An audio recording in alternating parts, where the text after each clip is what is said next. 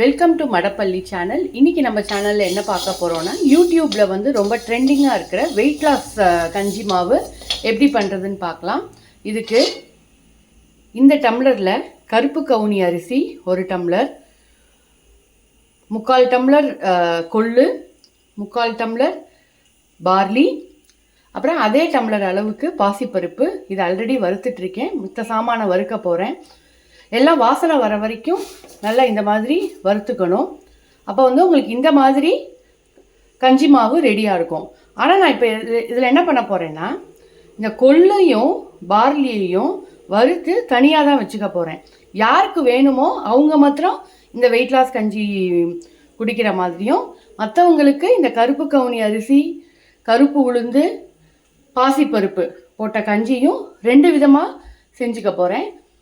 இந்த மாதிரி அரைச்சோன்னே இந்த பதத்தில் வரும். மிக்சிலேயே நம்ம அரைச்சிக்கலாம், தரன்னு வந்துடும். இதை நீங்கள் வந்து தண்ணியில் போட்டு கரைக்கிறப்ப கொதிக்க வைக்கணும். ஒரு 2 to 3 minutes கொதிச்சா போகிறோம், கட்டியே தட்டாது. ஆறுனதுக்கப்புறம் மோரும் உப்பும் போட்டு நீங்கள் கலந்து குடிக்கலாம். வெயிட் லாஸ் கஞ்சியாகவும் ஆச்சு, உங்களுக்கு ஃபில்லிங்காகவும் இருக்கும். நீங்களும் ட்ரை பண்ணி பாருங்கள். தேங்க்யூ.